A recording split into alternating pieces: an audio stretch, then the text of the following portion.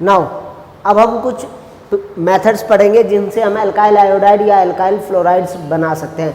Alkyl iodide और alkyl fluorides बनाने के लिए हम जो सबसे बेस्ट सूटेबल मेथड हम यूज़ करते हैं वो है halogen exchange method. Halogen exchange method में हम क्या करते हैं कि एक हैलोजन को या तो आयोडाइड के साथ रिप्लेस करते हैं या फ्लोराइड के साथ। तो इसमें हैलोजन एक्सचेंज मेथड में हम दो टाइप की रिएक्शन पढ़ते हैं। पहला है फिंकलस्टीन रिएक्शन।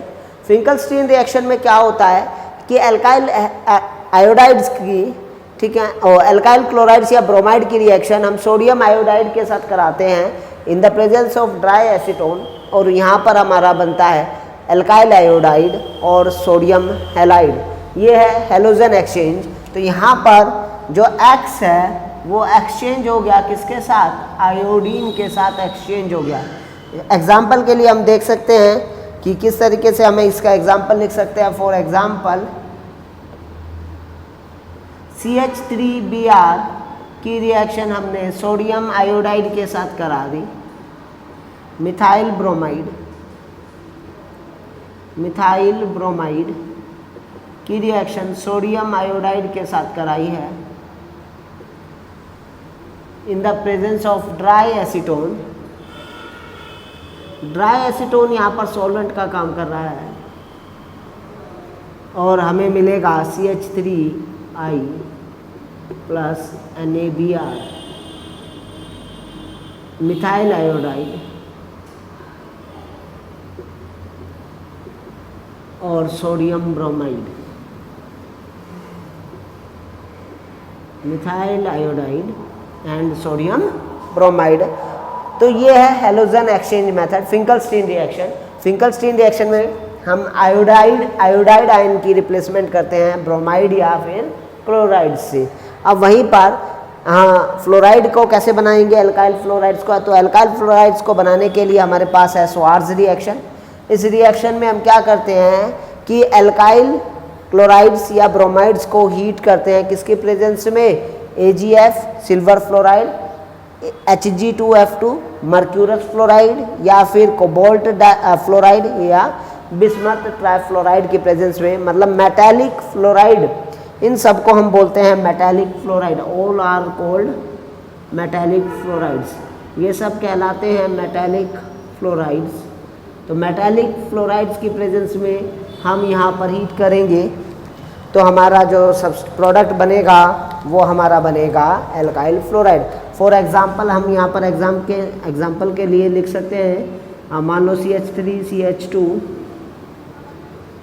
Br ब्रोमोइथेन की रिएक्शन हमने मान लो AgF के साथ कराई। हम कुछ भी यूज कर सकते हैं, मर्क्यूरस फ्लोराइड भी, कोबाल्ट फ्लोराइड भी और बिस्मथ फ्लोराइड भी। सिल्वर फ्लोराइड को की प्रेजेंस में हमने इसको हीट किया है। तो जब हम यहाँ पर हीट करेंगे तो यहाँ पर एक्सचेंज हो जाएगा और हमारा प्रोडक्ट बनेगा CH3CH2F प्लस AgBr। तो ये है हमारा इथाइल फ्लोराइड और ये है हमारा इथाइल ब्रोमाइड। तो हमने इथाइल ब्रोमाइड को चेंज कर दिया इथाइल फ्लोराइड में। मेनली फ्लोराइड तो हम बनाते ही स्वार्ज रिएक्शन से है, और अगर हमें एराइल फ्लोराइड बनाना हो तो एराइल फ्लोराइड बनाने के लिए हम बोल्स-कीमन रिएक्शन यूज़ करते हैं, जिसमें हम डाइजोनियम सॉल्ट्स बनाकर वहाँ पर फ्लोरीन का रिप्लेसमेंट कराते हैं। ठीक है, तो ये आयोडाइड और फ्लोराइड्स को बनाने के लिए दो नेम रिएक्शन है, और CBSE में एक ना एक रिएक्शन जरूर पूछी जाती है, या तो फिंकलस्टीन या स्वार्ज रिएक्शन। नाउ अब हम कुछ क्वेश्चंस देखेंगे जो कि NCERT की बुक से हैं, तो इसमें ज़रा देखेंगे। तो पहला जो कंपाउंड है वो है साइक्लोहेक्सेनॉल, और इसकी रिएक्शन हमने कराई है थायोनाइल क्लोराइड के साथ। तो अभी हमने एक मेथड पढ़ा था प्रिपरेशन का, जिसमें हमारा जो है एल्कोहल, और जब हम थायोनाइल क्लोराइड की रिएक्शन कराते हैं तो यहाँ पर ये न्यूक्लियोफाइल क्लोराइड का सब्स्टिट्यूशन हो जाता है OH की जगह पर। तो यहाँ पर जो हमारा मेन प्रोडक्ट बनेगा वो हमारा प्रोडक्ट बनेगा साइक्लोहेक्साइल क्लोराइड, साइक्लोहेक्साइल क्लोराइड ये हमारा मेन प्रोडक्ट है, साइक्लोहेक्साइल क्लोराइड। तो यहाँ पर इस OH का सब्स्टिट्यूशन इस Cl ने कर दिया है, तो OH को सब्स्टिट्यूट कर दिया Cl ने, तो हमारा बन गया प्रोडक्ट साइक्लोहेक्साइल क्लोराइड। अब ज़रा देखो यहाँ पर हमने ये हमारा एक सबस्ट्रेट है और यहाँ पर हमने रिएजेंट यूज़ किया है ब्रोमीन, किस in the presence of heat या सनलाइट। तो ये रिएक्शन फ्री रेडिकल मैकेनिज्म से जाएगी और फ्री रेडिकल मैकेनिज्म में जो है वो सब्स्टिट्यूशन होगा यहाँ पर। तो यहाँ पर हमारे जो प्रोडक्ट है वो पॉसिबली दो बनेंगे, एक यहाँ पर सब्स्टिट्यूशन होगा और एक ये CH2 वाले कार्बन पर। तो इस तरीके से NO2 साइड चेन हेलोजिनेशन इसको बोलते हैं। तो यहाँ पर बनेगा CH2Br, एक प्रोडक्ट तो ये बनेगा मोनो सब्स्टिट्यूट, जो कि क्वेश्चन में पूछ भी रहा है मेजर मोनो हेलो कंपाउंड्स। तो मेजर मोनो हेलो कंपाउंड्स हमें यहाँ पर लिखना है। तो दूसरा प्रोडक्ट हमारा यहाँ पर बनेगा CH2 CHBr CH3।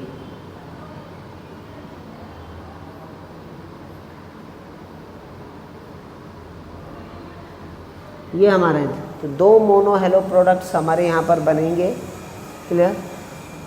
यहाँ पर देखो ज़रा HCl के साथ इसकी प्रेजेंस के HCl के साथ ये OH ग्रुप की रिएक्शन कराइए, अल्कोहल है ये, ठीक है। तो ये क्या करेगा, सब्स्टिट्यूट करेगा क्लोराइड जो है, क्लोराइड आयन का यहाँ पर सब्स्टिट्यूशन हो जाएगा, न्यूक्लियोफिलिक सब्स्टिट्यूशन हो जाएगा। Cl जो है OH को सब्स्टिट्यूट कर देगी। तो हमारा जो मेजर प्रोडक्ट बनेगा वो ये बनेगा CH2Cl OH। अब मन में क्वेश्चन ये आ रहा होगा कि यहाँ पर सब्स्टिट्यूशन क्यों नहीं हुआ, ये वाला OH क्यों नहीं सब्स्टिट्यूट हुआ। इस OH का सब्स्टिट्यूशन इसलिए नहीं हुआ क्योंकि ये जो OH ग्रुप है ये एरोमेटिक सिस्टम से जुड़ा है और एरोमेटिक में न्यूक्लियोफाइल का सब्स्टिट्यूशन नॉर्मल कंडीशंस पर हम नहीं करा सकते, जो है उसके लिए हमें ड्रास्टिक कंडीशन चाहिए। तो इसीलिए यहाँ पर ये OH सब्स्टिट्यूट नहीं हो पाया Cl की वजह से, ये वाला OH सब्स्टिट्यूट हो गया है Cl से। यहाँ पर ये एलिफैटिक सिस्टम से जुड़ा है और ये OH जो है रेड मार्कर वाला एरोमेटिक सिस्टम से जुड़ा है। तो एरोमेटिक सिस्टम वाला OH जो है वो सब्स्टिट्यूट नहीं हो पाया। क्लियर? तो ये था रीज़न इसका। अगला जो हमारा प्रोडक्ट बनेगा ये देखो ज़रा, ये अनसिमेट्रिकल एल्कीन है और यहाँ पर HI डाला है, पेरोक्साइड कोड नहीं है, तो मार्कोनिकोव एडिशन होगा और हमारा मेजर प्रोडक्ट बनेगा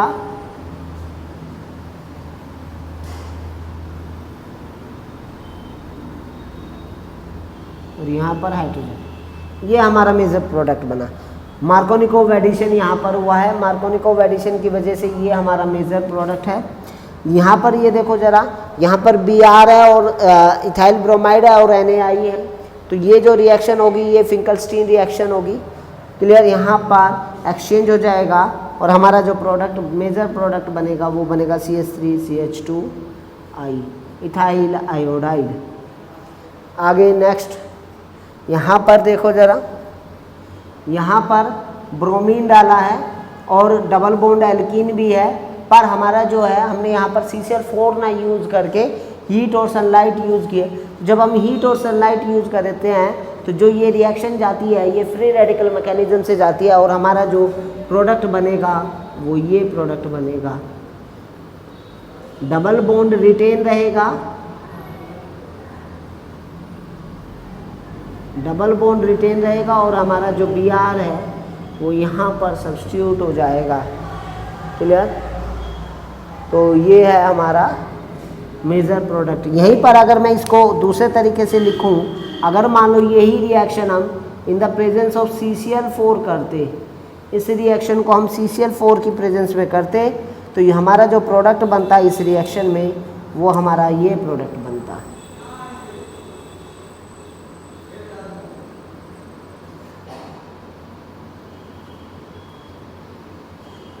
तो डिफरेंस नज़र आ गया होगा। यहाँ पर हमने CCl4 यूज़ किया है, यहाँ पर हम हीट या सनलाइट की यूज़ कर रहे हैं। UV लाइट मीन सनलाइट, और प्रोडक्ट जो है वो अलग अलग बन रहा है। ये फ्री रेडिकल मैकेनिज्म से जाता है और ये आयनिक मैकेनिज्म से प्रोडक्ट बनता है।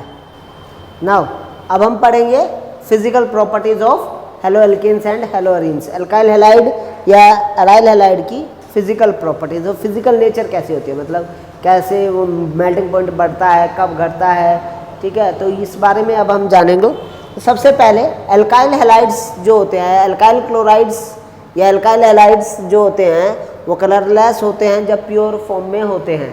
बट उसमें ही अगर हम बात करें ब्रोमाइड्स की और आयोडाइड्स की, तो एल्काइल ब्रोमाइड्स और आयोडाइड्स जो है वो कलर डेवलप कर लेते हैं जब हम उनको सनलाइट में रख देते हैं। तो ये फोटोकेमिकल रिएक्शन के कारण जो है वो वहाँ पर कलर डेवलप करते हैं। अगर मैं बॉइलिंग पॉइंट की बात करूँ, अब बात करेंगे बॉइलिंग पॉइंट और मेल्टिंग पॉइंट की। तो बॉइलिंग पॉइंट से एक क्वेश्चन CBSE में 100% आता है कि कुछ कंपाउंड दे देते हैं, उनको इंक्रीज या डिक्रीजिंग ऑर्डर में लगाने के लिए हमेशा एक क्वेश्चन जरूर आता है, ठीक है। तो बॉइलिंग पॉइंट कब इंक्रीज होता है, कब, तो किसी भी सब्सटेंस का जो बॉइलिंग पॉइंट होता है दो बातों पे निर्भर करता है कि उसका मोलिकुलर मास कितना है और उसमें इंटरमोलिकुलर फोर्सेस कितने स्ट्रॉन्ग है। जितना ज़्यादा इंटरमोलिकुलर फोर्स स्ट्रॉन्ग होगा उतना ज़्यादा सब्सटेंस का बॉइलिंग पॉइंट होगा, या यूँ कहो कि जितना ज़्यादा मोलर मास या मोलिकुलर मास होगा सब्सटेंस का उतना ही ज़्यादा उसका बॉइलिंग पॉइंट होगा। तो अगर हम एल्काइल हैलाइड्स में ही बात करें कि किसका बॉइलिंग पॉइंट ज़्यादा होगा, तो ये ऑर्डर है हमारे पास एल्काइल आयोडाइड। आर देखो सब में सेम रहना है, same number of carbon atoms अगर हमारे पास एल्काइल ग्रुप में हैं तो हम ये ऑर्डर अरेंज कर सकते हैं कि एल्काइल आयोडाइड का बॉइलिंग पॉइंट सबसे ज़्यादा होगा, फिर ब्रोमाइड का, फिर क्लोराइड का और फ्लोराइड का। तो एल्काइल फ्लोराइड्स का जो बॉइलिंग पॉइंट है वो सबसे कम होगा अमंगेस्ट, अगर हमारा आर ग्रुप सेम है तो। यहाँ पे लिख लेना R group will remain same, R group will remain same, कि आर ग्रुप जो है वो एक जैसा रहना चाहिए। मतलब अगर हम ये 2 कार्बन का है तो ये भी 2, ये भी 2, ये भी 2 कार्बन का ही जो है कंपाउंड होना चाहिए, ठीक है। उसके बाद अगर हम बात करें कि आर ग्रुप हमारा डिफरेंट है, तो अगर आर ग्रुप डिफरेंट है तो जैसे जैसे नंबर ऑफ कार्बन एटम्स बढ़ेंगे, 1 कार्बन का है, 2 कार्बन का है, 3 कार्बन का है, जैसे जैसे हमारे एल्काइल ग्रुप में नंबर ऑफ कार्बन एटम्स बढ़ेंगे वैसे वैसे बॉइलिंग पॉइंट भी बढ़ जाएगा, ठीक है। तो क्योंकि मोलिकुलर मास बढ़ जाएगा, नंबर ऑफ कार्बन एटम बढ़ने से क्या होगा, मोलर मास बढ़ेगा या मोलिकुलर मास बढ़ेगा, और मोलिकुलर मास बढ़ेगा तो इंटरमोलिकुलर फोर्सेस जो है वो स्ट्रॉन्ग हो जाएंगे, और स्ट्रॉन्ग इंटरमोलिकुलर फोर्सेस हो जाने के कारण जो बॉइलिंग पॉइंट है वो बढ़ जाएगा। तो ये था। नेक्स्ट पॉइंट क्या है कि अगर ब्रांचिंग कर दी जाए, मतलब आइसोमेरिक एल्काइल हैलाइड्स हम ले लेते हैं, आइसोमेरिक एल्काइल हैलाइड्स अगर हम ले लेते हैं तो आइसोमेरिक एल्काइल हैलाइड में जैसे number of carbon atom, number of side chains increase होती हैं, वैसे ही जो बॉइलिंग पॉइंट है वो डिक्रीज होता है, क्योंकि number of side chain increase होने से जो है वो सरफेस एरिया मॉलिक्यूल का घट जाता है। सो सरफेस एरिया घट जाने की वजह से जो बॉइलिंग पॉइंट है और जो इंटरमोलिकुलर फोर्सेस है वो कमज़ोर हो जाते हैं और बॉइलिंग पॉइंट जो है वो कमज़ोर हो जाता है। अगर मैं एग्जांपल के लिए बात करूं, CH3 CH2 CH2Br, CH3 CH2Br bromobutane, और वहीं पर मैं यह है 1 ब्रोमोब्यूटेन, वहीं पर मैं ये ले लेता हूँ CH3 CH2 CH3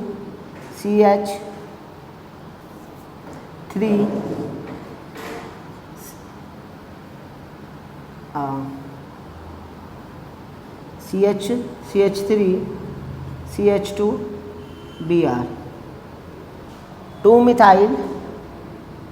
मिथाइल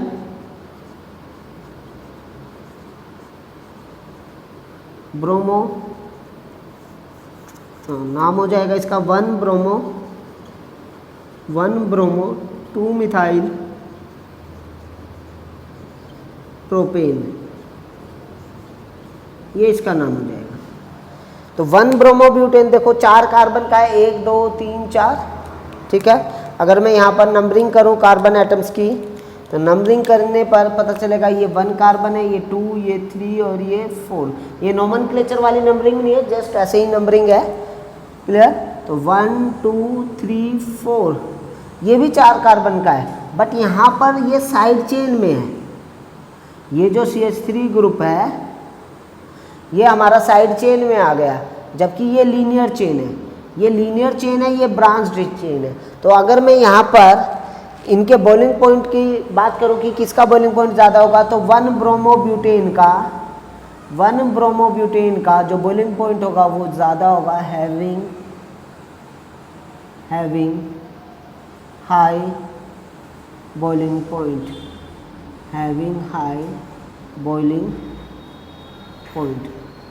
तो 1 ब्रोमोब्यूटेन का जो बॉइलिंग पॉइंट है वो ज़्यादा होगा in comparison to 1 bromo 2 methyl propane से। क्यों? क्योंकि यहाँ पर CH3 ब्रांच चेन के रूप में आ गया है। ये आइसोमर्स है एक दूसरे के, चेन आइसोमर्स कह सकते हो। तो चेन आइसोमर्स हैं ये एक दूसरे से, तो यहाँ पर ब्रांचिंग हो गई है। ब्रांचिंग हो जाने के कारण यहाँ पर इस मॉलिक्यूल का, इस वाले मॉलिक्यूल का जो सरफेस एरिया है वो घट गया है, और सरफेस एरिया घट जाने से इंटरमोलिकुलर फोर्सेस कमज़ोर हो जाते हैं, इसीलिए जो बॉइलिंग पॉइंट है वो भी घट जाता है, ठीक है। अब बात कर लेते हैं डेंसिटी की। तो डेंसिटी की बात कर लेते हैं, तो डेंसिटी में अगर हम देखें एल्काइल हैलाइड जो होते हैं वो वाटर से डेंसर होते हैं, तो इसीलिए ये वाटर में के ऊपर फ्लोट करेंगे क्योंकि इनकी डेंसिटी वाटर से ज़्यादा है, क्लियर। तो इस बात का ध्यान रखना कि जो एल्काइल हैलाइड्स हैं वो वाटर से ज़्यादा डेंसर हैं। अब बात कर लेते हैं नेक्स्ट टॉपिक की, जो कि है सॉल्युबिलिटी। तो सॉल्युबिलिटी के लिए सबसे इम्पोर्टेंट बात है, हमने 11th क्लास में एक प्रॉपर्टी पढ़ी है जिसका नाम है like dissolves like. Like dissolves like का मतलब क्या है कि जो पोलर सोल्यूट होते हैं वो पोलर सॉल्वेंट में या आयनिक सॉल्वेंट में डिजोल्व होते हैं, और जो नॉन पोलर सोल्यूट होते हैं या नॉन आयनिक जो सोल्यूट होते हैं वो नॉन आयनिक या नॉन पोलर सॉल्वेंट में डिजोल्व होते हैं। तो जर्नली अगर मैं बात करूं एल्काइल हैलाइड्स में, तो एल्काइल हैलाइड में जो इंटरमोलिकुलर फोर्स ऑफ अट्रैक्शन होता है वो वीक डाइपोल इंट्रैक्शन होता है, जबकि वाटर एक पोलर सॉल्वेंट है। तो लोअर एल्काइल हैलाइड्स जो होते हैं वो वाटर में बहुत ही कम डिजोल्व होते हैं, इसलिए यहाँ पर लिखा भी है very slightly soluble in water. और ये सोल्यूबिलिटी जो है और ज़्यादा घट जाती है कब? जब हम कार्बन एटम्स को एल्काइल हैलाइड्स में बढ़ा देते हैं। जैसे जैसे नंबर ऑफ कार्बन एटम्स बढ़ेंगे वैसे वैसे सोल्यूबिलिटी जो है एल्काइल हैलाइड्स की वो डिक्रीज होती जाएगी।